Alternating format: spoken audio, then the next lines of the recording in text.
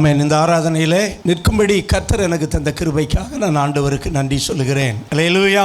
நான் ஒரு இந்து குடும்பத்திலிருந்து ரட்சிக்கப்பட்டவன். எங்கள் அப்பா ஒரு ஐயப்ப கோயிலினுடைய குருசாமியாக இருந்தவர். ஒரு கைப்பிரதியின் மூலம் இயேசு என்னை சந்தித்தார். அல்லேலூயா.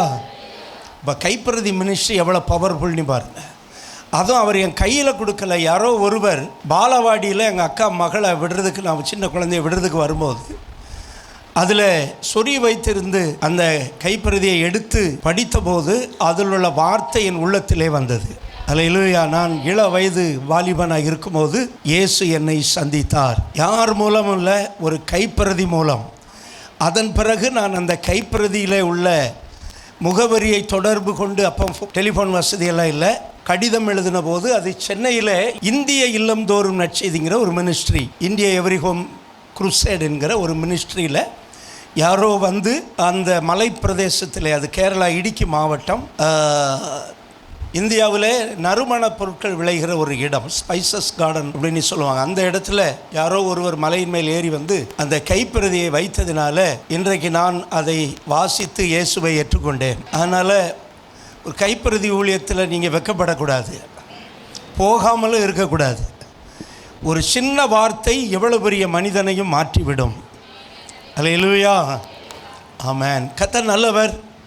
இந்த ஆலயத்திற்காக நான் நன்றி சொல்லுகிறேன்.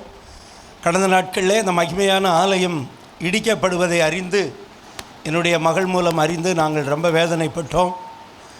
ஆனாலும் இங்கே உள்ள அருமையான தலைமை போதகர் ஐயா அவர்களுக்காக நன்றி, அவருடைய விசுவாசத்திற்காக நன்றி. அல்லேலூயா. ஆலயம் இடிக்கப்படலாம், விசுவாசம் மட்டும் இடிக்கப்படக்கூடாது. அல்லேலூயா. ஆலயத்தை இடிக்கலாம், ஆனால் உயிரோடு எழுந்த இயேசுவை இனி யாரும் இடிக்க முடியாது. இயேசு சொன்னார், இந்த ஆலயத்தை இடித்து போடுங்கள், நான் 3 நாட்களில் என்ன செய்வேன், எழுப்புவேன்னு சொன்னார். எல்லாம் பேனி முழிச்சாங்க. என்னடா அது, இந்த ஆலயத்தை கட்ட 40 வருடங்கள் ஆகினது. அது செருபாபேல் தலைமையில் கட்டப்பட்ட ஆலயத்தை ஏரோது புதுப்பிக்கிறதுக்கே எவ்வளோ ஆச்சு, 40 வருஷம். ஆனால் இவர் என்னடானா 3 நாளில் இடித்து போடுவேங்கிறாரு அப்படின்னு அவங்க பேன் முழிக்கும் போது அவர் சொன்னார், அவர் தன்னை குறித்து சொன்னார், இடித்தாலும், இந்த ஆலயத்தை இடித்தாலும் அது எழும்பும். அல்லேலூயா. உயிரோடு இயேசு இருந்தபோது ஒரு 400 கிலோமீட்டர் கூட அவர் ஊழியம் செய்யலை. அவருடைய ஊழியம் கிராமத்திலும் சின்ன நகரங்களில் இருந்தது. ஆனால் மரித்து உயிர்த்தெழுந்த பிறகு அவருடைய நாமம் உலகம் முழுவதும் பரவிவிட்டது. அதுதான் கிறிஸ்தவம். அல்லேலூயா. கிறிஸ்டியானிட்டியை கை வைக்கவே முடியாது, கிறிஸ்டியானிட்டியை இடிக்கவும் முடியாது. ஏனென்றால் நாங்களோ எழுந்து நிமிர்ந்து நிற்கிறோம். எல்லாரும் சொல்லுங்கள், அவர்கள் முறிந்து விழுந்தார்கள், நாங்களோ எழுந்து நிமிர்ந்து நிற்கிறோம். நிச்சயமாக இந்த சபையாரும் போதகர் குடும்பமும் ஆமென் எழுந்து நிமிர்ந்து நிற்பார்கள். நீங்கள் எழுந்து நிமிர்ந்து நிற்பீர்கள். ஏனென்றால் அவர்கள் குதிரையை குறித்து மேன்மை பாராட்டுகிறார்கள், ரதங்களை குறித்து மேன்மை பாராட்டுகிறார்கள். ஆனால் நீங்களோ யாரை குறித்து மேன்மை பாராட்டுகிறீர்கள்? கர்த்தரை குறித்தே மேன்மை பாராட்டுகிறீர்கள். அதனால் நீங்கள் விழுந்தாலும் எழுந்து நிற்பீர்கள். அல்லேலூயா. ஒரு முறை ஒரு முதல்வர், முன்னாடி முதல்வர் இருந்தவர் தோற்று போனார். 5 முறை முதல்வராக இருந்தவர் கலைஞர் தோற்று போன போது எல்லோரும் வந்து நிருபர்கள் கேட்டார்கள், அவர் தோக்கலை, அவருடைய அரசு தோற்றது, என்ன இப்படி தோற்று போனீர்களே அப்படின்னார். அப்போ அவர் சொன்னார், நீதிமான் 7 தடவை விழுந்தாலும் எழுந்திருப்பான். ஒரு புறஜாதி கூட அந்த விசுவாசம் இருக்குது. இன்றைக்கி நமக்கு எவ்வளோ வார்த்தை கேட்டு அந்த விசுவாசம் இல்லை. அல்லேலூயா. நம்மளை யாரும் விழத்தள்ள முடியாது. அப்படி விழுந்தாலும் நாங்கள் பீனிக்ஸ் பறவை மாதிரி தான் நம்ம. அல்லேலூயா. சத்தமாய் அல்லேலூயா. முந்தின ஆலயத்தின் மகிமையை பார்க்கிலும் வரப்போகிற பிந்தின ஆலயத்தின் மகிமை பெரிதாயிருக்கும். மகிமையில் ஒன்று ஜன திரட்சி, தன திரட்சி ராஜாவுக்கு மகிமை. அந்த ஜன திரட்சியை கொண்டு வருவது தேவ பிரசன்னம். எல்லாரும் சொல்லுங்க, தேவ பிரசன்னம். அந்த தேவ பிரசன்னத்தை கொண்டு வருகிறது உங்களுடைய முழங்கால் ஜெபம். ஒவ்வொரு ஆராதனைக்காகவும் வீட்டில் இருந்து கொண்டே முழங்காலில் நீங்கள் ஜெபிக்கும் போது தேவ பிரசன்னம் ஆராதனை வந்து நிரப்பும். தேவ பிரசன்னம் வந்தால் ஜனங்கள் ஓடி வருவாங்க. அதுக்கு பேர் தான் ரிவைவல். ஒரு எழுப்புதல் வரப்போகிறது. எத்தனை பேர் விசுவாசிக்கிறீங்க? கட்டுக்கடங்காத ஜனங்கள் வரப்போகிறார்கள். ஒரே இரவிலே 430 வருஷம் அடிமையாக இருந்த இஸ்ரவேலர்கள் பஸ்காவை எப்போ ஆசரித்தார்களோ அன்று இரவு, எல்லாரும் சொல்லுங்க, அன்றைய தினம் இரவு எகிப்திலிருந்து பேட்சா போகிறாங்க. எத்தனை பேர்? ஏறக்குறைய 30 லட்சம் பேர். ஓ, வாட் அ கிரேட்டஸ்ட் ரிவைவல்! அதே போல இந்த சென்னை பட்டணத்தில் ஒரு எழுப்புதல் வரும். அல்லேலூயா! அந்த எழுப்புதலுக்காகவும் தேர்தலுக்காகவும் ஜெபிக்க தான் சிவகாசியிலிருந்து ஒரு 35 போதகர் மனைவியை வந்திருந்தோம். அப்படி ஜெபித்து விட்டு திரும்ப போக நினைக்கும் போது தான் இந்த சபையில் பேசுவதற்கு வாய்ப்பளித்தாங்க. அல்லேலூயா! அதனால் நிச்சயம் உங்கள் சபை ஒரு ரிவைவல் சபையாய் மாறப்போகிறது. ஆமென், ஆமென். சங்கீதம் 65ஆம் அதிகாரம் 2வது வசனத்தில் நம்ம ஆண்டவருக்கு ஒரு பெயர் இருக்கிறது. அவன் வாசிங்க, 65:2. ஜெபத்தை கேட்கிறவரே. ஜெபத்தை எல்லாரும் சேர்ந்து சொல்லுங்க. ஜெபத்தை கேட்கிறவரே. ஜெபத்தை கேட்கிறவரே. எல்லாரும் இப்படி சொல்லுங்க பார்க்கலாம். ஹல்லேலூயா! என் ஜெபத்தை தள்ளாதவரே. ஆண்டவர் எதை வேணாலும் தள்ளுவார், ஆனால் ஜெபத்தை தள்ளவே மாட்டார். நீங்கள் சின்ன பிள்ளையிலிருந்து ஜெபித்த ஜெபத்துக்கு எல்லாத்துக்கும் பதில் வரப்போகிறது. வட்டியும் முதலுமா தரப்போகிறார். அல்லேலூயா! நான் எழுதின ஒரு பாடலில் ஒரு சரணத்தை பாடுகிறேன். ஜெபத்தை கேட்கும் எங்கள் தேவா, ஜெபவாஞ்சை தந்தருளும்,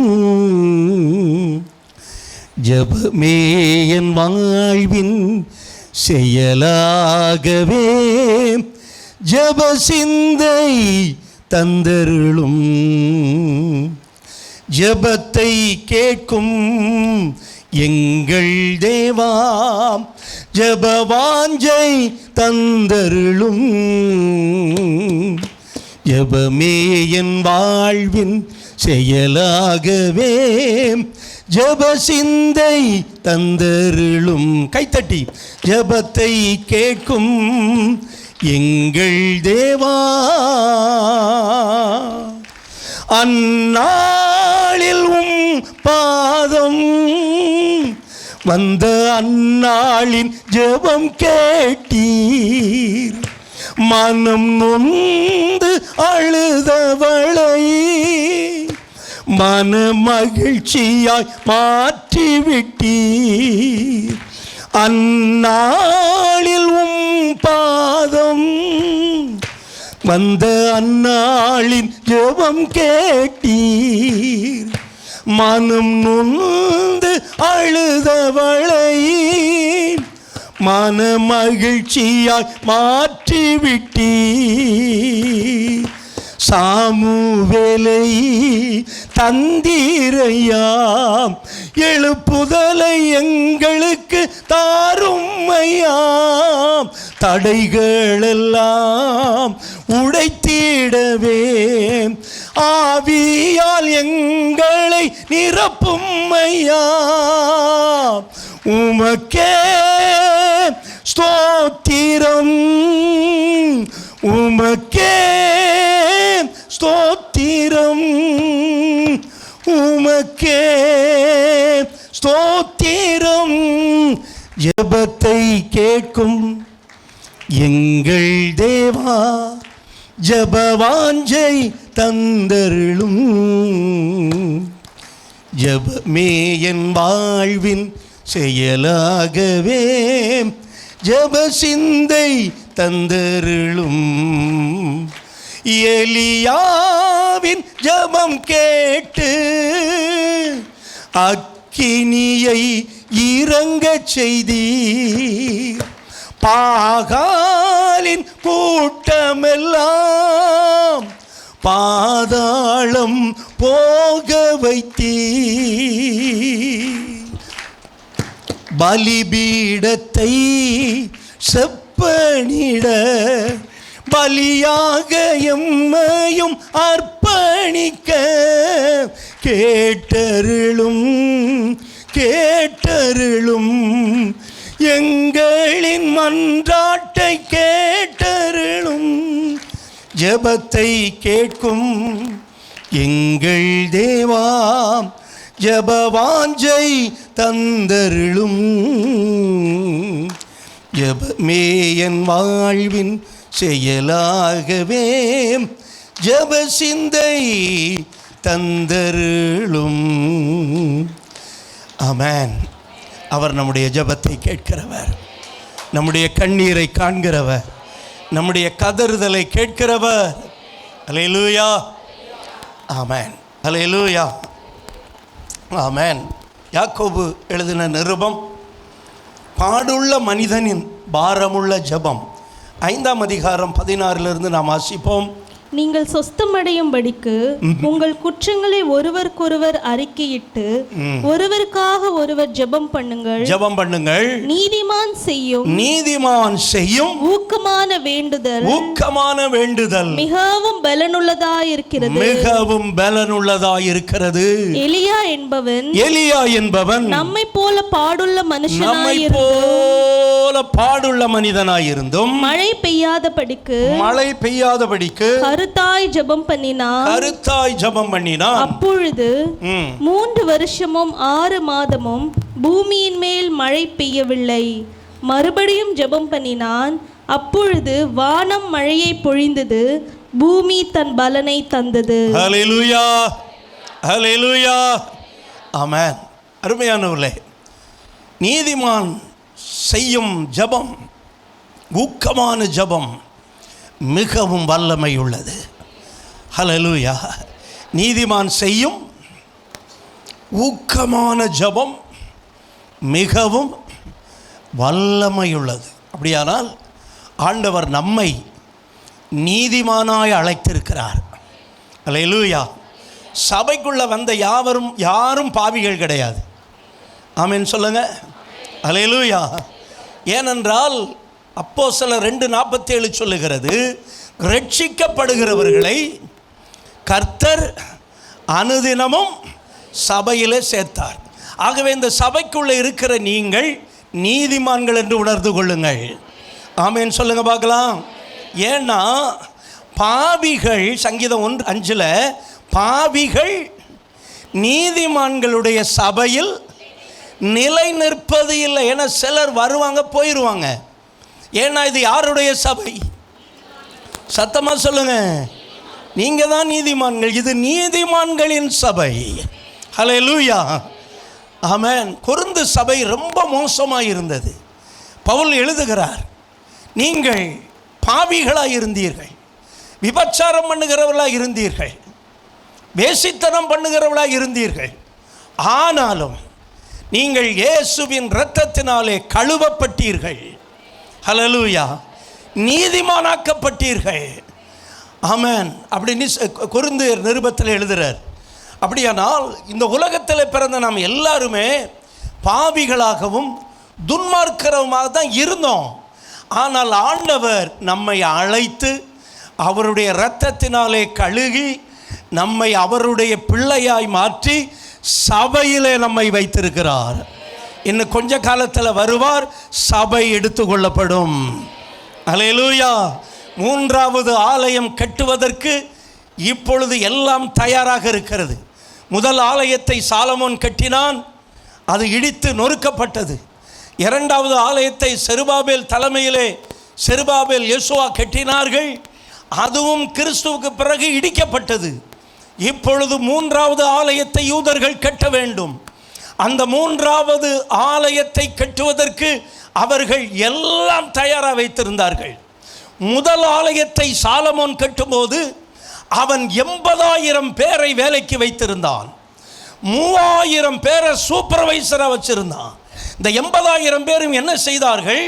பாலைவனத்திலே போய் நிலங்களை தோண்டி உள்ளே இருக்கிற கிரானைட் கற்களை, மார்பிள் கற்களை வெட்டி அதை எடுத்து அதை ஆலயம் கட்டுகிற அந்த ஓர்னானின் களத்துக்கு கொண்டு வந்தார்கள். அல்லேலூயா சொல்லுங்க. ஆமென். அதற்கு 80,000 சுமை சுமக்கிறவர்கள். ஏன்னா அப்போ மெஷின் ஒர்க்கு கிடையாது, எல்லாம் மேனுவல் ஒர்க்கு. ஆனால் வேதம் சொல்லுகிறது, சாலமோன் கற்களை வெட்டினான், கற்களை எடுத்தான், அங்கே வேலையை தீர்த்தான், பணி தீர்த்தான். ஹல்லேலூயா. அங்கே எல்லா வேலையும் முடிச்சிட்டான். ஆலயம் கட்டுகிற இடத்திற்கு சாலமோன் கற்களை கொண்டு வரும்போது அங்கே கல் மேலே சுத்தியலோ எதுவும் படுற சத்தம் அங்கே கேட்கப்படவில்லை. ஆமென். நம்ம 2 சாமுவேல் ராஜாக்களில் வாசிக்கிறோம், ஆலயம் பணி தீர்ந்த கற்களாலே கட்டப்பட்டது. ஆமென் சொல்லுங்க. தேவனுடைய ஆலயம் எப்படி கட்டப்பட்டது? பணி தீர்ந்த கற்கள். பணி தீர்ந்த கற்களை தான் சாலமன் கொண்டு வந்தான். வேலையெல்லாம் அங்கே முடிச்சிட்டான். இங்கே சைட்டுக்கு வரும்போது ஆமென், இந்த கற்கள் எப்படி இருந்தது? பணி தீர்ந்த கற்கள். ஒரு கற்கள் மூளைக்கற்கள், இன்னும் சில கற்கள் இணை கற்கள். இந்த 2 கற்களை வைத்து தான் பில்டிங் கட்ட முடியும். அல்லேலூயா சொல்லுங்க. இப்போ இயேசுவும் நம்மளை அப்படி தான் பண்ணார். நம்மளை ரட்சித்து, நம்மளை கழுகி, நம்மளை சுத்திகரித்து இந்த சபையில் வச்சிருக்கிறார். ஆமென் சொல்லுங்க. ஆமென். நம்ம எல்லாரும் யாராக இருக்கிறோம்? என்ன ஒன்றும் சொல்ல மாட்டேங்க. அல்லேலூயா.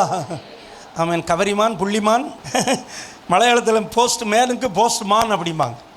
போஸ்ட் மான், இப்படி நிறைய மான் இருக்குது. ஆனால் அந்த மான் கூட்டத்திலிருந்து கர்த்தர் நம்மளை எப்படி கொண்டு வந்துட்டார்? சொல்லுங்கள், தைரியமாக சொல்லுங்கள். அல்லேலூயா. நீங்கள் யார்? நீதிமான். அல்லேலூயா.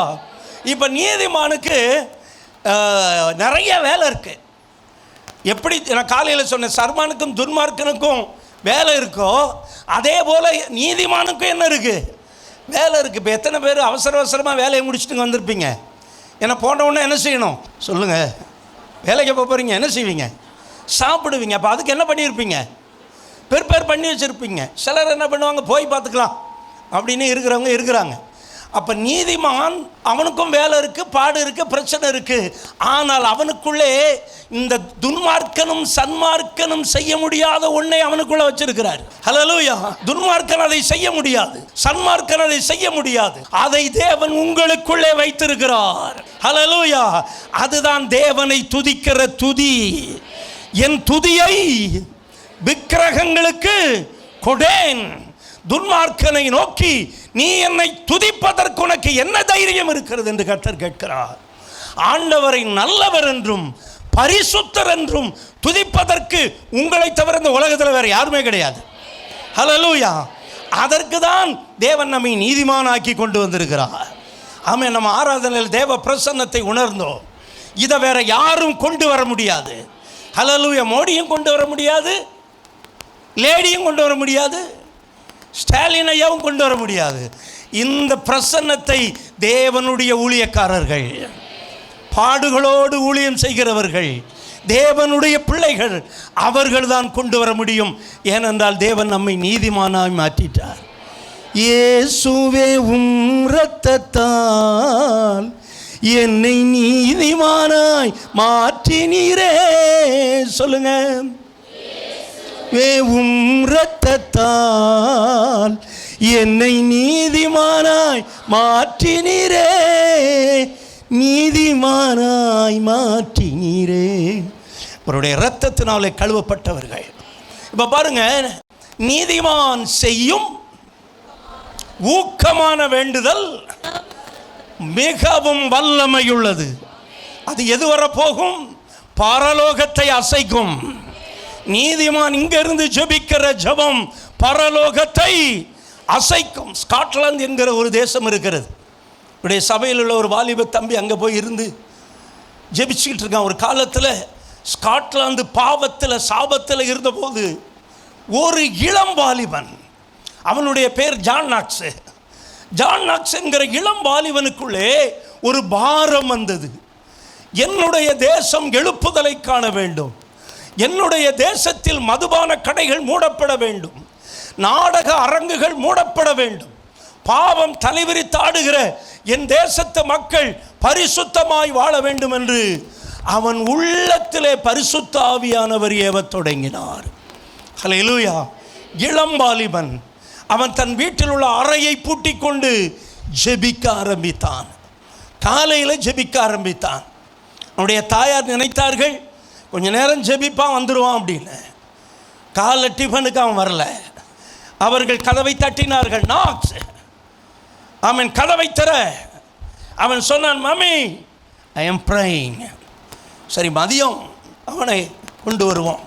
மதிய சாப்பாடு கொடுக்கலான்னு மதியம் தட்டுறாங்க.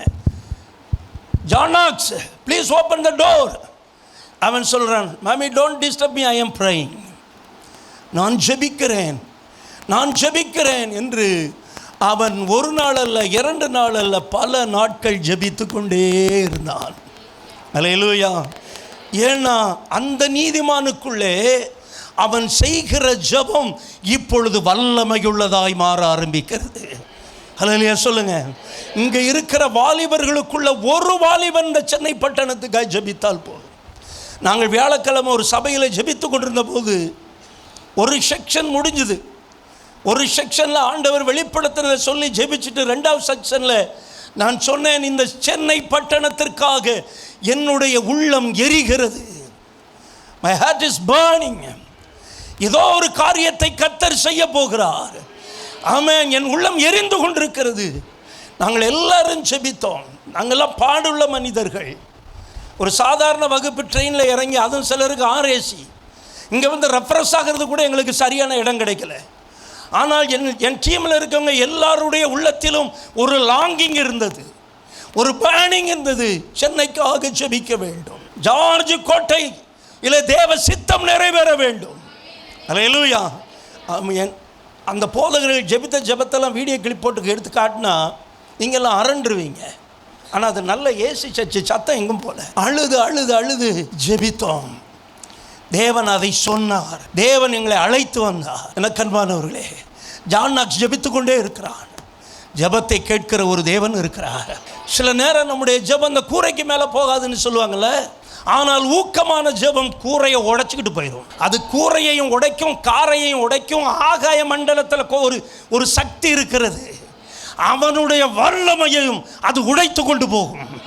ஹல்லேலூயா. ஜான் நாக்ஸ் ஜெபித்த ஜெபம், ஆமென், வல்லமையுள்ள ஜெபமாய் மாறியது. அது கூரையையும் உடைத்தது, காரை உடைத்தது. வானமண்டலத்தில் உள்ள பொல்லாத ஆவிகள், இங்கே ஒருத்தன் ஜெபிச்சுக்கிட்டு இருக்கிறான், அவன் ஜெபத்தை தடை பண்ண வேண்டும் என்று அவன் முயற்சி எடுத்துக்கிறான். எல்லாரும் அப்படிதான். நீங்க முழங்கால் படியிட்ட உடனே காரியம் வெளிப்பட்டது. ஆனால் பெர்சியா தேசத்தின் அதிபதி 21 நாட்கள் எதிர்த்து நின்றான். தானியேல் ஜெபிக்கிறான். தானியேலுக்குள்ள அந்த பாரம் வருகிறது. அவன் ஜெபிக்க ஆரம்பித்த போது காரியம் என்ன செய்கிறது? வெளிப்படுகிறது. ஆனால் வானத்திலிருந்து கீழே வரும்போது இந்த ஆகாயத்து அதிகார பிரபுக்கள், வானமண்டலத்தின் இவைகள் அந்த ஜெபத்தை என்ன செய்கிறது? தடை பண்ணுகிறது. இங்கே தானியேல் விடல. ஆமென். அவன் ஜெபித்து கொண்டே இருக்கிறான். ஆமென்.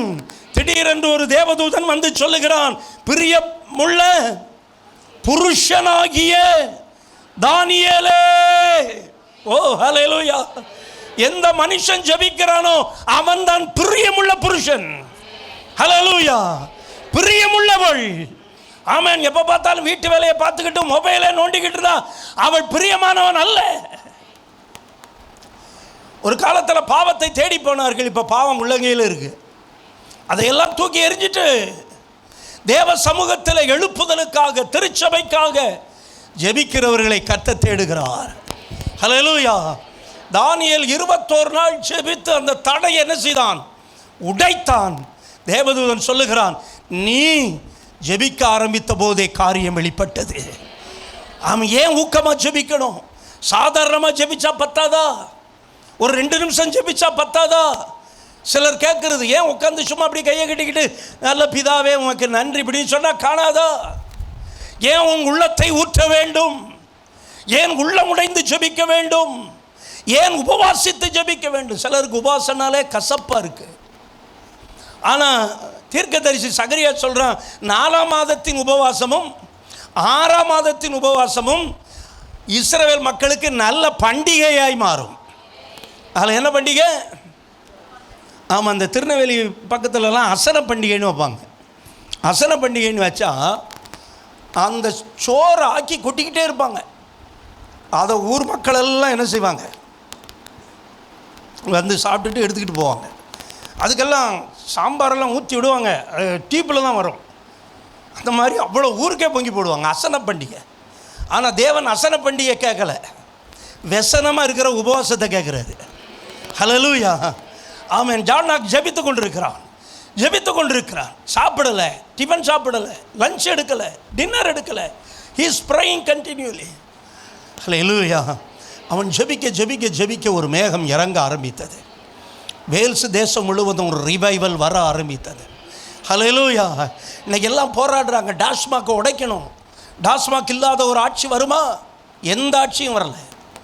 இதுவரை வந்த ஆட்சிகள் எதுவும் டாஸ்மாகை மூடலை. ஏன்னா அவங்களால மூட முடியாது. அதை மூடக்கூடிய வல்லமை பரிசுத்த ஆவியானவர்கிட்ட இருக்கிறது. ஹல்லேலூயா. எழுப்புதல் வரும்போது டாஸ்மாக் கடைகள் எல்லாம் தானாக மூடும். அப்படிதான் வேல்ஸ் தேசத்தில் நடந்தது. மதுபான கடைகள் மூடப்பட்டது, நாடக அரங்கங்கள் மூடப்பட்டது. ஆமென். வேசி அந்த இடங்களெல்லாம் அடைக்கப்பட்டது. ஜனங்கள் அழுது கொண்டு we need Jesus, எங்களுக்கு இயேசு வேண்டும் என்று அழுது கொண்டிருந்தார்கள். அந்த எழுப்புதல் இன்றைக்கு இல்லை. அன்றைக்கு வந்த எழுப்புதல் இன்றைக்கு அந்த ஸ்காட்லாந்து தேசத்தை போய் நாம் விசாரித்தால் சொல்லுங்க, பிரைஸ்லையும் கூட போயிருக்கிறார் ஸ்காட்லாந்துக்கு. அங்கே ஒரு ஆலயம் இருக்கிறது, ஆட்கள் இல்லை, ஜனங்கள் இருக்கிறார்கள், பாரம் இல்லை, ஜெபம் இல்லை. அருமையால ஒரு காலத்தில் ஸ்காட்லாந்து அசைக்கப்பட்டது ஒரு வாலிபனுடைய ஜெபத்தால். இந்த சின்ன பட்டதுன்னா ஆண்டவர் ரொம்ப நேசிக்கிறார். அல்லேலூயா, ஆமென். அது உங்களுக்கு தெரியுதே இல்லையே, எங்ககிட்ட அதை சொல்லிக்கிட்டே இருக்கிறார். நான் இந்த பட்டணத்தை நேசிக்கிறேன். தேவன் அமெரிக்கா என்கிற ஒரு நாட்டை உண்டாக்கினார். அது தேவனால் உண்டாக்கப்பட்ட நாடு. அந்த நாட்டிலிருந்து தான் நிறைய கண்டுபிடிப்புகள் இந்த உலகத்துக்கு கிடைத்தது. சரியா தவறா? ஆமென். அதுபோல் இந்த சென்னை பட்டணத்தை ரொம்ப நேசிக்கிறார். ஏனென்றால் இது இந்தியாவுக்கு ஒரு எருசலேமாக மாறப்போகிறது. ஹல்லேலூயா. நிறைய பரிசுத்தவான்களை இந்த பட்டணத்திலே வைத்திருக்கிறார். அவருடைய சீசனை இந்த பட்டணத்திற்கு அனுப்பி அவனுடைய இரத்தம் இந்த பட்டணத்திலே சிந்தும்படி தேவன் வைத்தார். இதுக்கெல்லாம் பெரிய நோக்கம் இருக்கிறது. ஹல்லேலூயா சொல்லுங்க பார்க்கலாம். அதனால் செல்லையில் இருக்கிற நீங்கள் பாக்கியவான்கள், ஒரு எழுப்புதலை காணப்போகிறீர்கள். ஹல்லேலூயா.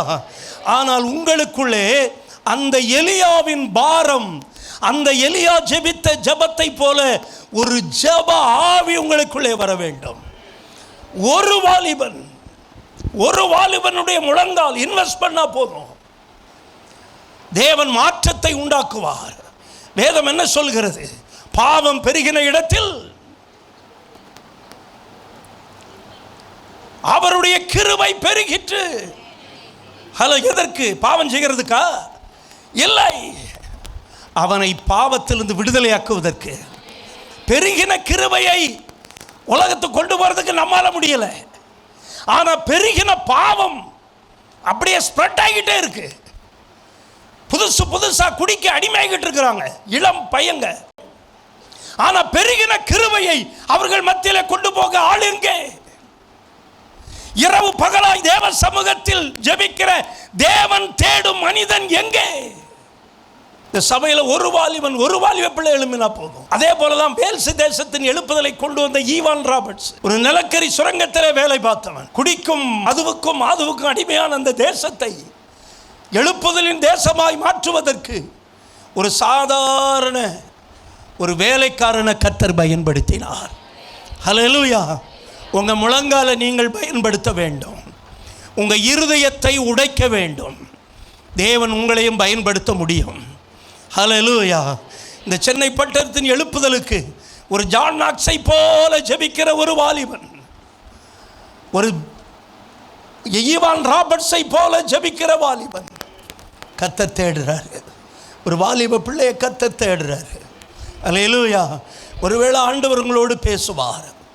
ஆமென், உங்களோட பேசுவார். இந்த சென்னை பட்டணத்தை நான் நேசிக்கிறேன்னு சொல்லுவார். இந்த சென்னை பட்டணத்தில் நிறைய பாவம் இருக்கலாம், கவலைப்படாதீங்க. பாவம் எவ்வளவு இருக்கோ அதை விட கிருபை இருக்கு. ஓ ஹல்லேலூயா. பாவத்தை காட்டிலும் எது பெரியது? சத்தமா சொல்லுங்க. அந்த கிருபை உங்ககிட்ட இருக்கு. பாவம் செய்கிற பாவமெல்லாம் யாருக்கிட்ட இருக்கு? வெளியே இருக்கிற பாவிகிட்ட இருக்கு. இப்ப பாவிகிட்ட இருக்கிற பாவம் பெருசா இல்ல சபைக்குள்ள இருக்கிற விசுவாசியின் மேல இருக்கிற கிருபை பெருசா? நல்லா சொல்ல மாட்டேங்கிறீங்களே. ஹல்லேலூயா. கிருபை பெரியது. நம்ம என்ன சொல்றோம்? எங்களுக்கு நான் நிர்மூலமாக கிருபை, அப்புறம் விழாதது கிருபை, இப்படின்னு சொல்லி நம்மளெல்லாமே தேடிக்கிறோம். ஆமென். கிருபை எதற்கு? நமக்காக மட்டும் இல்லை, பாவத்தை மேற்கொண்டு பாவிகளை சபைக்குள் கொண்டு வருவதற்கு. அல்லேலூயா சொல்லுங்க. நம்ம இன்னைக்கு யாரோ கர்த்தர் எழுப்ப போகிறார். அல்லேலூயா. ஒரு வாலிபன் போதும். ஆமென். பல நாட்கள் நாங்கள் அழுதோம், சென்னைக்காக ஜெபிக்கணும். உண்மையை சொல்கிறேன். இங்கே வந்த உடனே நாங்கள் எல்லாம் ஸோ டயர்டாக இருந்தோம். 9 மணிக்கு ஜெபத்தை ஆரம்பிக்கும் போது ரொம்ப அற்பமாய் பாடல் ஆராதனை முடிந்தது. ஆனால் திடீரென்று தேவன் ஒரு வேதத்தில் ஒரு பகுதியை காட்டுறார். அதை சொன்னபோது எங்களுடைய போதகருடைய உள்ளம் எரிந்தது, கதறினார்கள். ஏன்னா தேவன் இந்த சென்னையை நேசிக்கிறார். சென்னை பட்டணத்தை நேசிக்கிறவங்களாம் ஒரு அல்லேலூயா சொல்லுங்க. அல்லேலூயா. நீங்கள் ஒருவேளை வெறியுள்ள இருந்திருக்கலாம், ஆனால் கர்த்தர் ஏதோ ஒரு நோக்கத்தோடு உங்களை பட்டணத்துக்கு வச்சிருக்கிறார். அது மட்டுமல்ல, உலகத்தில் இந்த ஊரில் எத்தனை சபை இருக்கலாம், ஆனால் ஏதோ ஒரு நோக்கத்திற்காக கர்த்தர் இந்த சபையில் கர்த்தர் உங்களை கொண்டு வந்து வச்சிருக்கிறார். அல்லேலூயா. இன்னைக்கு நான் எங்கேயோ பிரசங்கம் பண்ண போயிருக்கலாம், ஆனால் இன்னைக்கு ஏதோ ஒரு நோக்கத்துக்காக கர்த்தர் என்னை உங்கள் மத்தியிலே கொண்டு வந்து வச்சிருக்கிறார். கர்த்தர் இங்கே இருக்கிற ஒரு சிலரை எழுப்ப போகிறார். சிலர் ஜான் நாக்ஸ் போல எழும்ப போகிறீர்கள். சென்னையின் எழுப்புதலுக்காய் கதவை பூட்டி கொண்டு சினம் கடந்து போக மட்டும், தேவனுடைய சினம் கடந்து போக மட்டும் நீ உன் அறைக்குள்ளே பதுங்கியிரு, உன் அறைக்குள்ளே ஒளிந்திரு. ஹல்லேலூயா. அப்படி ஜெபிக்கக்கூடிய ஸ்திரீகளை எழுப்ப போகிறார். இயேசு சிலுவையை சுமந்து கொண்டு செல்லும் போது நிறைய ஸ்திரீகள் அவர் பின்னாலே அழுது கொண்டு வந்தார்கள். உடனே அவர் சொன்னார், எருசலேமின் குமாரத்திகளே, நீங்கள் எனக்காக அழ வேண்டாம். நீங்கள் அழ வேண்டுமானால் உங்களுக்காகவும் உங்கள் பிள்ளைகளுக்காகவும் அழுங்க. ஜெபிங்கன்னு சொல்லலை, அழுங்கன்னாரு. இன்னைக்கு எத்தனை பேர் பிள்ளைகளுக்காக ஜெபம் அழுறீங்க? எத்தனை பேர் அழுறீங்க? ஹல்லேலூயா. ஆமென். இன்னைக்கு பெண்கள் சில வேலைகள் செய்கிறதிலே திருப்தி அடைஞ்சிட்டீங்களா? பரிசுத்த ஆவியானவர் உங்களை ஜெபிக்கும்படி ஏவ போகிறார். ஜெப ஆவி உங்கள் மேலே ஊற்ற போகிறார். ஹல்லேலூயா. வேக வேகமாக சமையலை முடித்து வச்சுட்டு ஜெபிப்பீர்கள். ஒரு காலத்தில் இந்த தொடர் வெறியில் இருந்தாங்க ஒரு கூட்டம் பெண்கள். அவங்க சொன்னாங்க, ஒரு நாள் நான் பஸ்ஸில் போய்க்கிட்டு இருந்தபோது நான் வேக வேகமாக முடிச்சு வச்சுட்டு எல்லாத்தையும் வச்சுட்டு எங்கே உட்காந்துருவேன், டிவி பெட்டிக்கு முன்னாடி. அப்போ என்ன சித்தியோ சித்தப்பாவோ ஏதோ ஒரு தொடர் ஓடிக்கிட்டு இருந்துச்சு. அந்த தொடர் ரொம்ப ஒரு மக்களை ஈர்க்கக்கூடிய தொடராக இருந்தது. அப்போ அவங்களுக்குள்ள அவ்வளோ வெறி இருக்குமானால், ரட்சிக்கப்பட்டு நீதிமானாகி சபைக்குள் இருக்கிற கர்த்தருடைய பிள்ளையே, துன்மார்க்கனும் சன்மார்க்கனும் வெளியே இருக்கும்போது உங்களுக்குள்ளே அந்த பாரம் வர வேண்டும். அல்லேலூயா சொல்லுங்க பார்க்கலாம். உங்களுக்குள்ளே அந்த தாகம் வர வேண்டும். ஆமென். எலியா அப்படிதான் ஒரு பாரமுள்ள ஊக்கமாய் ஜெபிக்கிற ஒரு வாலிபனாய் இருந்தான். கவனிங்க, நான் முடிக்க போகிறேன். தேசம் பாவம் நிறைந்த போது சாபம் அங்கே வந்தது. பாவம் பெருக பெருக என்ன வரும்? விக்கிரக ஆராதனை பெருக பெருக விபச்சாரம் பெருகும். இன்றைக்கி போதை பொருட்களும் சாராயமும் மதுவும் இன்னைக்கு தலைவிரித்து ஆடுகிறது. நான் சொல்கிறேன், இதை எந்த அரசும் கட்டுப்படுத்த முடியாது. எந்த கவர்மெண்ட் வந்தாலும் என்ன செய்ய முடியாது? கட்டுப்படுத்த முடியாது. கட்டுப்படுத்தக்கூடிய ஒருவர் இருக்கிறார். காற்றையும் கடலையும் அதட்டினவர் ஒருவர் இருக்கிறார். அவர் சொல்லுவார், இறையாதே அமைதலாயிரு என்பார். ஹல்லேலூயா. அவர் சொல்லுவார், இம்மட்டும் வா, மிஞ்சி வராதே என்று சொல்லுவார். அப்படி சொல்ல போய் தான் நீங்கள் இன்றைக்கி உட்காந்துருக்கீங்க. உங்களுக்கு எத்தனையோ பிரச்சனை உங்களில் நெருங்கி வந்தது. ஆனால் கர்த்தர் சொன்னார், அது உங்களுக்கு தெரியாது. இம்மட்டும் வா, மிஞ்சி வராத, என் பிள்ளைகளை தொடாத. என் பிள்ளைகளை தொடறதுக்கு உனக்கு அதிகாரம் இல்லை. ஏன்னா உங்களுக்காக எங்கள் போதகர் அம்மாவும் பிரார்த்திச்சு கொண்டிருக்கும். அல்லேலூயா. எதுக்கு சபைக்கு வர்றோம்? வேடிக்கை பார்க்குறதுக்கா? இல்லை சும்மா ஏதோ காணிக்கை போட்டு போகிறதுக்கா? இல்லை, இது சர்வசங்கமாகிய சபை, இது நீதிமான்களின் சபை. இங்கே பாவி ரொம்ப நாள் இருக்க முடியாது, பாவி ஓடிடுவான். ஆனால் நீதிமான் வருகை வர நிற்பான். நான் சொன்னலையா, 2வது ஆலயம் கட்டி முடிக்கப்பட்டு அது தீத்தராயனால் இடிக்கப்பட்டது. இன்றைக்கு வரை 3வது ஆலயம் இன்னும் கட்டப்படவில்லை. அந்த ஆலயம் இருந்த இடத்திலே ஹல்கஸ்கா என்கிற ஒரு மசூதி இருக்கிறது. அந்த மசூதிக்கு 3 பேர் சொந்தம் கொள்ளுகிறார்கள். முஸ்லீம்கள் அதை பிடித்து வைத்திருக்கிறார்கள். யூதர்கள் சொல்லுகிறார்கள் அது எங்களுடையது என்று சொல்லுகிறார்கள். கிறிஸ்தவர்கள் ஒதுங்கிட்டாங்க, நீ வச்சுட்டு போயான். ஏன்னா நம்முடைய தகப்பனாகிய ஆபிரகாம் முற்பிதாக்களின் தேவன். கவனிங்க, நான் முடிக்கிறேன். இப்போ என்ன ஆச்சு அப்படின்னா, அந்த மசூதியை யூதர்களுக்கு யாராவது வந்து வாங்கி கொடுக்கணும். முதல் முறை டொனால்டு ட்ரம்ப் வந்திருக்கும் போது எருசலேமை தலைநகராக்கினார். ஆனால் இப்போ அவரால் அதை செய்ய முடியாது. அதை செய்ய வேண்டுமானால் ஆன்டி கிரைஸ்ட் என்கிற ஒருத்தன் வர வேண்டும். அவன் வெளிப்படுவதற்கு இன்னும் கொஞ்ச நாள் தான் இருக்குது. அந்தி கிறிஸ்து வெளிப்படுவதற்கு கொஞ்ச நாள் தான் இருக்குது. இப்போ கூட சில மிசல்ஸ் வந்து அந்த மசூதியில் விழுந்தது. இப்போ என்னாச்சு தெரியுமா? யாரும் அந்த தொழுகைக்கு போகக்கூடாது. அந்த மசூதி பாதுகாக்கப்படுகிறது. அதுதான் ஒர்னானின் களம், அதுதான் சாலமோன் கட்டின தேவாலயம், அதுதான் செருபாபேல் கட்டின தேவாலயம், அதுதான் கிறிஸ்துவுக்கு பிறகு ஒரு கல்லின் மேல் ஒரு கல் இராதபடிக்கு இடிக்கப்பட்ட தேவாலயம். 3வது தேவாலயம் கட்ட ஆரம்பித்தாங்கன்னா சபை என்கிற தேவாலயம் இருக்காது. அல்லேலூயா. தேவன் கடத்திக்கிட்டு போயிடுவார். அல்லேலூயா. ஏன்னா இப்போ வருகையின் அடையாளத்தில் இருக்கிறோம். இந்த யுத்தம் மட்டும் கொஞ்சம் கடுமையாக இருந்துச்சுன்னா ஈரான் அவனால் பலக்க முடியலை. அவன் பலத்தான்னா அவன் அல்கஸ்கா மசூதியை தான் கையை வைக்க பார்ப்பான். அப்படி வைக்க வேண்டுமானால் அந்த கிறிஸ்து வர வேண்டும். அந்த தீர்க்க தரிசனம் பாழாக்கிற அருவருப்பு எருசலேமில் வர வேண்டும். இப்போ எல்லாம் வச்சுட்டாங்க, எல்லா ஸ்டோன்ஸ் ரெடியாக இருக்குது, ஆசாரியுடைய உடை ரெடியாக இருக்குது, சிவப்பு கிடாரிகள் உலகம் முழுவதும் கண்டுபிடிச்சி 7 கிடாரிகளும் ரெடியாக இருக்குது. பலியிடுறதுக்கு ஃபுல்லாக சிகப்பாக இருக்கும். இப்போ ஆரோனுடைய வம்சத்தார் எங்கே இருக்கிறாருன்னு அதையும் கண்டுபிடிச்சி அதில் லேவி கோத்திரத்தை பிரித்து வச்சுட்டாங்க. எல்லாம் ரெடியாக இருக்குது. இப்போ என்ன செய்யணும்? சபை எடுத்துக்கொள்ளப்படணும். சபை எடுத்துக்கொள்ளப்படணும். ஆமென் சொல்லுங்கள். அல்லேலூயா. அதனால் சபைக்குள்ளே இருக்கிற விசுவாசிகளே அஜாக்கிரதையாக இருக்காதீங்க. ஆமென். வெள்ளம் மாறிக்கொண்டு போகும் மட்டும் நோவா காலத்தில் மக்கள் எப்படி இருந்தார்கள்? உணராமல் இருந்தார்கள், புசித்தும் குடித்தும் இருந்தார்கள். இந்த சென்னை பட்டணத்தில் இருக்கிற நீங்கள் வருகைக்கு ஆயத்தமாக இருக்க வேண்டும். அல்லேலூயா. ஆமென். அந்த ஆலயம் அஸ்திவாரம் போட ஆரம்பிக்கும் போது கர்த்தர் சபையை எடுத்துக்கொள்ளுவார். 3வது ஆலயம் கட்டப்படும் போது இந்த தேவாலயம் இருக்காது. அது எந்த தேவாலயம்? உங்கள் ஏஜி சர்ச்சா? எது? எங்கள் மாரநாதாவா? நீங்கள் தான் அந்த தேவாலயம். உங்களை வச்சுக்கிட்டு 3வது ஆலயம் கட்டவே முடியாது. அதனால் இயேசு வருவார், மேக மீதில் வருவார், திருச்சபையை எடுத்துக்கொள்வார். ஹல்லேலூயா. அதற்கு முன்னால் உங்கள் தரிசனம் நிறைவேறணும். ஆமென் சொல்லுங்கள். தலைமை போதகர் ஐயாவுடைய தரிசனம் நிறைவேற வேண்டும். பாசக ஐசக் அவருடைய சகோதரி பீலாவுடைய தரிசனம் நிறைவேற வேண்டும். இந்த வெக்கையில் இருக்கிறதெல்லாம் ஜீவனை வெறுக்கிறது. ஒரு நாள் உங்களுக்கு ஏசி சர்ச்சை கர்த்தர் தருவார். ஹல்லேலூயா. ஆனால் இந்த வெக்கையிலையும் ஜபத்தை விடக்கூடாது. இந்த வெக்கையில் யாருக்கு எப்படி போகன்னு விட்டுறாதீங்க. ஆமென். அழுது ஜெபியுங்கள். ஜான் நாக்ஸை போல அழுது ஜெபியுங்கள். ஒரு எலியாவை போல ஊக்கமாய் ஜெபியுங்கள். கர்த்தருடைய மகிமையை காண்பீர்கள். அல்லேலூயா.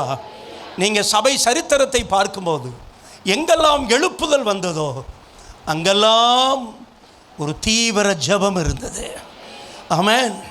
விசுவாசிகளுடைய அர்ப்பணிப்பு இருந்தது. ஆமென்.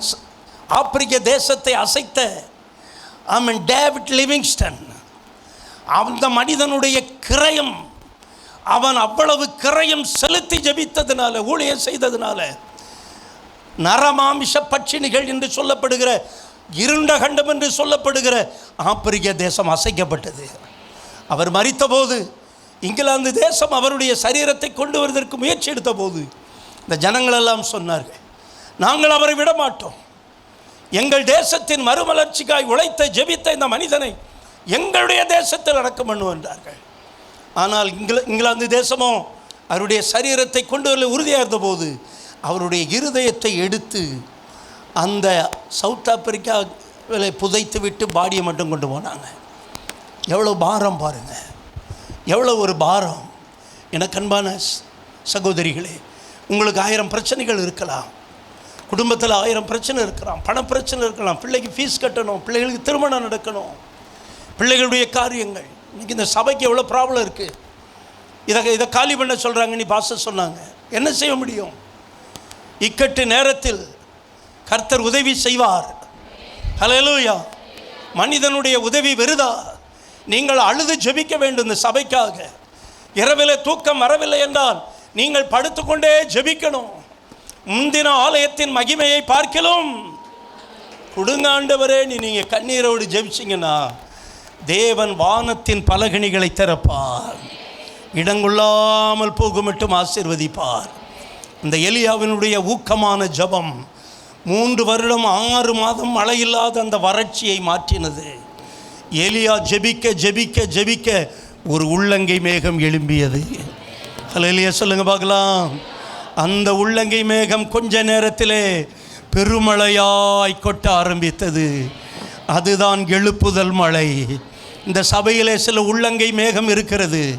சில ஜெபிக்கிற மக்களை கர்த்தர் வச்சிருக்கிறாரு, சில கொடுக்கிற மக்களை கர்த்தர் வச்சிருக்கிறாரு. இந்த உள்ளங்கை மேகம் எல்லாம் ஒன்று சேரும்போது ஒரு பெரிய மழை வரும். ஜனங்கள் கட்டுக்கடங்காமல் வருவார்கள். பெரிய ஆலயம் கட்டப்படும். இது எப்படி கட்டி முடிக்கப்பட்டது என்று தெரியாது, கர்த்தர் அதை செய்வார். எல்லாரும் ஜெபிக்க போகிறோம். ரீமா கமா ரதுனா மௌஷபா ரதுனாமா. எல்லாரும் எழுந்து நின்று, ஆண்டவரே, ஜெபத்தை கேட்கிறவரே, ஒரு பாடுள்ள மனிதனின் பாரமுள்ள ஜெபம் எப்படி தேசத்தை அசைத்ததோ, ஒரு ஸ்காட்லாந்தை அசைத்த ஜான் நாக்ஸின் ஜெபம், ஒரு வேல்ஸ் தேசத்தை அசைத்த ஈவான் ராபர்ட்ஸின் ஜெபம், ஆண்டவரே இன்றைக்கு எங்களை ஆமேன் அப்படி நிரப்பும். நாங்களும் தேசத்தை அசைக்கட்டும், நாங்களும் தேசத்தை அசைக்கட்டும். எல்லாரும் ஒப்பு கொடுங்க. தேவனுடைய பரிசுத்தாவினுடைய வல்லமை உங்கள் மேலே இறங்க போகிறது. ஒரு ஜெப ஆவியை கர்த்தர் நிரப்ப போகிறார். ரீமா ராமா லாதா ரக்கா ரபா லபா ரீபா கமா ராதா ரபா. ஜானாக்ஸே, நீ எங்கே இருக்கிறாய்? நீ எங்கே இருக்கிறாய்? ரேக்கா ராமாலா தூரா பாலபா. கர்த்தரை தேடுகிறார். இந்த சபைக்காய் அழுது ஜெபிக்க, ஆமென், இந்த சபையின் காரியங்களுக்காய் கண்ணீரோடு ஜெபிக்க சிலரை கர்த்தர் எழுப்புகிறார். இந்த சென்னை பட்டணத்திற்காய் திறப்பில் நின்று ஜெபிக்க தேவன் சிலரை எழுப்புகிறார். அந்த எலியாவின் அபிஷேகம் சில வாலிபர்கள் மேல விழுகிறது. வாலிபனே, நீ இயேசுவுக்கு தேவை. உன் முழங்கால் இயேசுவுக்கு தேவை. உன்னுடைய முழங்கால் இந்த சென்னை பட்டணத்திற்கு தேவை. அருமையான சகோதரிகளே, உங்களுடைய முழங்காலை இன்னும் முடக்குங்கள். ஒரு பிந்தின ஆலயத்தின் மகிமை இந்த சபையில உண்டாகட்டும். நிரப்புறாரு. ஒரு ஜப ஆவியை கொடுக்கிறாரு. ஒரு கண்ணீரின் ஆவியை கர்த்தர் கொடுக்கிறார். பெற்றுக்கொள்ளுங்க. அந்த ஜப பாரத்தை பெற்றுக்கொள்ளுங்க. வாலிபர்கள் பெற்றுக்கொள்ளுங்கள். இயேசுவுக்காக எழும்புங்கள். பெரிய மகிமையை பார்க்க போகிறீர்கள். நன்றி அப்பா. கரங்களை தட்டி கர்த்தரை மகிமைப்படுத்துவோம். கொஞ்ச நேரம் ஆவியில நிறைந்து அப்பியா ரியா ரபா லமா ஷிகா பாரா பாலபா கபாரா பாரா பாரபா பீபா ரபா. எவரிபடி எல்லாரும் அப்பியா ரியா ரமா லமா ஷிகா பாரா பாலபா அப்பியா ரியா கபாரா பாரா பாரா பாரா பாரா பாரபா. எழுப்புதலை காணப்போகிறோம். ஒரு பெரிய மாறுதலை கர்த்தர் ஏற்படுத்துகிறார். காரியங்களை கர்த்தர் மாற்றி அமைக்கிறார். ஹல்லேலூயா. குடும்பத்தின் காரியங்களை கர்த்தர் மாற்றுகிறார். எல்லாம் மாறுகிறது. நீ தொடர்ந்து ஜெபம் பண்ணினா ஆமென். ஹல்லேலூயா. ஊக்கமான ஜெபம் கருத்தான ஜெபம் ஒரு பெரிய மாற்றத்தை கொண்டு வரும். ஹல்லேலூயா. இதுவரைக்கும் உன் ஜெபத்தை கேட்டு அது துருத்தியிலும் கண்ணீரை துருத்தியில வச்சிருக்கிற ஆண்டவர் எல்லாத்துக்கும் பதில் கொடுப்பார். எல்லா ஜெபத்துக்கும் ஆண்டவர் உனக்கு பதில் கொடுப்பார். ஹல்லேலூயா, ஹல்லேலூயா. எல்லா எதுக்கெல்லாம் ஆண்டவர் சமூகத்தில் முழங்கால் படிட்டு நீ ஜெபித்தாயோ எல்லாத்துக்கும் பதில் நிச்சயமாய் வரும். ஆண்டவர் பதில் கொடுக்கிற தேவன், அவர் ஜெபத்தை கேட்கிற தேவன். ஹல்லேலூயா. ஸ்தோத்திரம், ஸ்தோத்திரம், ஸ்தோத்திரம், ஸ்தோத்திரம். ஆண்டவரே உம்முடைய கரங்களை ஒப்புக் கொடுக்கிறோம். உம்முடைய கிருபை உம்முடைய பிள்ளைகளோடு இருப்பதாக. ஜெபத்தை கேட்டு அற்புதங்களையும் அடையாளங்களையும் உம்முடைய பிள்ளைகளுடைய வாழ்க்கையில நடப்பிக்கிறதுக்காய் ஸ்தோத்திரம். தொடர்ந்து உம்முடைய கரம் ஆண்டவரே உமக்கு ஸ்தோத்திரம், ஸ்தோத்திரம். உம்முடைய கரம் தொடர்ந்து உம்முடைய பிள்ளைகளோடு இருந்து ஆண்டவரே நீர் வழி நடத்த ஜெபிக்கிறோம். நன்றியோடு கூட நாங்கள் உம்மை துதிக்கிறோம். நீங்க நல்லவர், நீங்க நல்லவர், நீங்க நல்லவர், நீங்க நல்லவர். உம்முடைய கரத்தில் ஒப்புக் கொடுக்கிறோம்.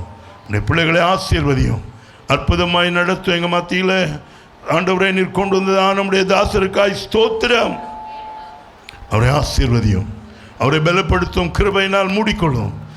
ஆண்டவரே இன்னும் வல்லமையாய் ஆண்டவரே அந்த சபை வளர்ந்து பெருகட்டும், தேவ நாமம் மகிமைப்படட்டும். ஒரு குடும்பத்தை ஆசீர்வதியும், பாஸ்டர் ஆசீர்வதியும், பாஸ்டர்மா ஆசீர்வதியும். ஆண்டவரே மகள் ஆசீர்வதியும், மருமகன் ஆசீர்வதியும், வீட்டில் இருக்கிற மகன் ஆசீர்வதியும். உடைய கிருபை அவர்களோடு இருக்கட்டும், பலப்படுத்தும், சுகப்படுத்தும், ஆசீர்வதியும். அப்பா அற்புதமாய் நடத்தும், பெரிய காரியங்களை செய்தரும். உம்முடைய கருத்தில் ஒப்புக் கொடுக்கிறோம். தொடர்ந்து நடத்தும். உமக்கே சகல துதியும் கனத்தையும் மகிமையும் செலுத்துகிறோம். இயேசுவின் நாமத்தில் வேண்டிக் கொள்ளுகிறோம் பிதாவே. ஆமேன், ஆமேன், ஆமேன், ஆமேன், ஆமேன், ஆமேன். கர்த்தர் உன்னை ஆசீர்வதித்து உன்னை காக்க கடவர். கர்த்தர் தமது முகத்தை உன்மேல் பிரகாசிக்க பண்ணி உன்மேல் கிருபையாக இருக்க கடவர். கர்த்தர் தமது முகத்தை உன்மேல் பிரசன்னமாக்கி உனக்கு சமாதானம் கட்டளையிட கடவர். ஆமேன், ஆமேன், ஆமேன், ஆமேன், ஆமேன். என் ஆத்துமாவே கர்த்தரை ஸ்தோத்திரி, என் முழுமே பரிசுநாமத்தை ஸ்தோத்திரி. என் ஆத்துமாவே கர்த்தரை ஸ்தோத்திரி, கர்த்தர் செய்த சகல உபகாரங்களையும் மறவாதே. ஆமேன். ஹல்லேலூயா, ஹல்லேலூயா, ஹல்லேலூயா. ஆமேன்.